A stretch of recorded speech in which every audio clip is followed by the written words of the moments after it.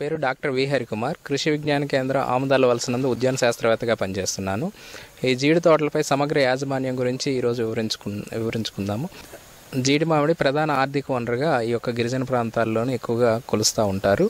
ముఖ్యంగా జీడి మామిడి యొక్క దిగుబడి చాలా వరకు తక్కువగా వస్తుంది. దీనికి ముఖ్యమైన కారణాలు ఏంటంటే నిస్సారమైన నేలల్లో ఈ జీడి మామిడి పండించడము, అదేవిధంగా జన్యుపరంగా నాణ్యత లేని పిక్కల నుంచి చాలా వరకు ఈ యొక్క మొక్కల్ని చెట్లని తోటలను పెంచడం అనేది ఇంకొక అంశము. ఇదే విధంగా సమగ్ర నీటి యాజమాన్యం కానీ సమగ్ర ఎరువుల యాజమాన్యం కానీ సమగ్రమైన ఈ యొక్క సస్యరక్షణ చర్యలు చేపట్టకపోవటం వల్ల ఈ యొక్క దిగుబడి అనేది చాలా వరకు తగ్గుతూ వస్తుంది. అదేవిధంగా యాజమాన్య పద్ధతులైన కొమ్మ కత్తిరింపులను కూడా వీళ్ళు చేపట్టకపోవటం వల్ల దిగుబడులు అనేది తగ్గుతూ వస్తూ ఉంది.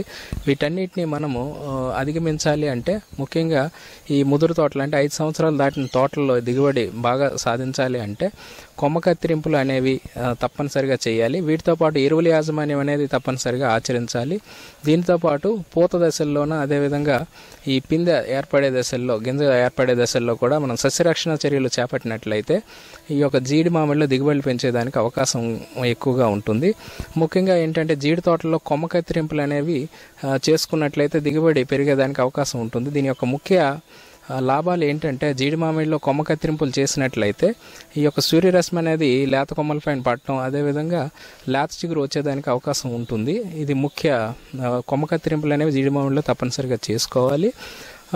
రెండవది ఏంటంటే కొమ్మ కత్తిరింపులు చేసుకోవటం వల్ల రైతులకి చాలా ఉపయోగాలు ఉన్నాయి. ఇందులో ఏంటంటే చాలా వరకు చీడపీడలు ఉండే కొమ్మలు ఎండు కొమ్మల్లో చీడపీడ అనేది ఎండు కొమ్మల్లో దాగి ఉంటుంది.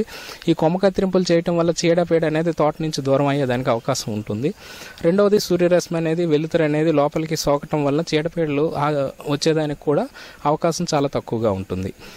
అదేవిధంగా రైతులు ముఖ్యంగా ఎటువంటి కొమ్మల్ని కత్తిరించుకోవాలనేది కూడా అవగాహన ఉండాలి. ముఖ్యంగా ఏంటంటే ఎండిన కొమ్మలు, అదేవిధంగా కొమ్మ పైన కొమ్మ ఒకదానిపైన వంకర టింకరగా ఉన్న కొమ్మలు, అదేవిధంగా చెట్టుపై నుంచి పైకి నిటారుగా వెళ్ళిపోతున్న కొమ్మల్ని కూడా కత్తిరించాలి. అదేవిధంగా భూమికి ఆనుకొని ఉన్న కొమ్మల్ని కూడా జీడి మామిడిలో కత్తిరించాల్సిన అవసరం ఎంతైనా ఉంది. ఈ కొమ్మ కత్తిరింపులు అనేవి సాధారణంగా మనకి జీడి పిక్క తీసుకున్న తర్వాత అంటే మే తర్వాత నుంచి ఆగస్టు వరకు ఈ మధ్యకాలంలో మనం ఈ కొమ్మ కత్తిరింపులు అనేవి చేసుకునేదానికి అవకాశం ఉంటుంది.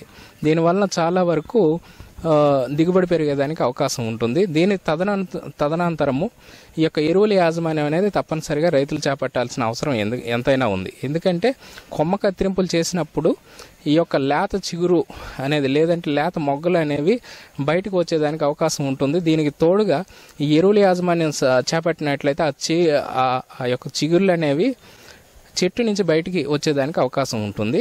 ఎరువుల యాజమాన్య విషయానికి వచ్చినట్లయితే మనం సంవత్సరానికి 2 దఫాలుగా ఎరువుల్ని మనం ఇవ్వాల్సిన అవసరం ఉంటుంది.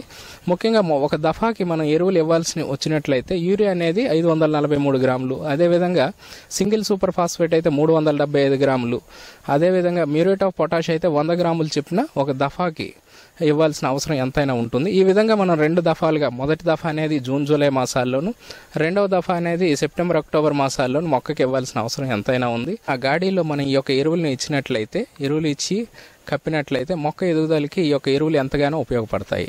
ఈ విధంగా ఎరువులను ఇచ్చుకున్నట్లయితే దిగుబడి పెరిగేదానికి అవకాశం ఉంటుంది. లేత చిగుర్లు అనేవి కొమ్మ కత్తిరింపు తర్వాత వచ్చిన చిగుర్లు సాగి మనకి అక్టోబర్ నవంబర్లో లేత కొమ్మలు ఎక్కువగా ఇచ్చేదానికి అవకాశం ఉంటుంది. ఈ లేత కొమ్మలు జీడి తోటలో ఎంత ఎక్కువగా వచ్చినట్లయితే దిగుబడి అనేది అంత ఎక్కువగా ఉంటుంది. ఎందుకంటే జీడి పూత కానీ పిక్క కానీ లేత కొమ్మల పైన రావటం అనేది జీడి మామిడి యొక్క ప్రత్యేక లక్షణం. ఈ యొక్క లేత కొమ్మ అనేది వచ్చిన తర్వాత నుంచి మనం సస్యరక్షణ చర్యలు చేపట్టినట్లయితే ఈ దిగుబడి అనర్గళంగా పెరిగేదానికి అవకాశం ఉంటుంది.